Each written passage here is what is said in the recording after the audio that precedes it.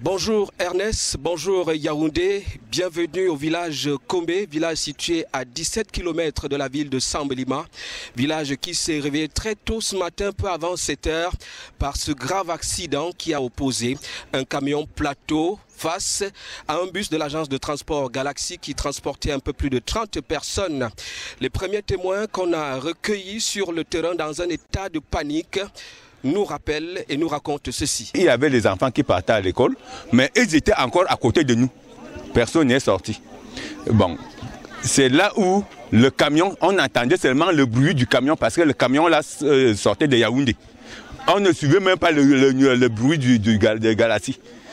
C'est là où, quand le bruit se fait, boum, ça fait un seul bruit. C'est là où je vois quelqu'un qui rampait à terre, sorti du camion. Il rampait. Après, quand je pars vers lui pour l'arrêter, que quand il y a un accident comme ça, là, quelqu'un ne peut pas courir comme ça, là. Il y a quelque chose. C'est là où,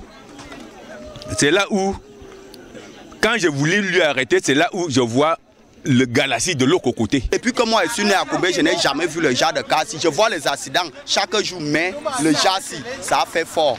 Les forces de maintien de l'ordre déployées sur le terrain, les sapeurs-pompiers qui sont venus sauver ce qu'il fallait l'être, une dizaine de personnes transportées dans les hôpitaux de la ville de Sambelima, mais dont le pronostic vital est très engagé selon les témoignages recueillis ici sur place. Les forces de maintien de l'ordre essayent tant bien que mal à rétablir la circulation sur cet axe.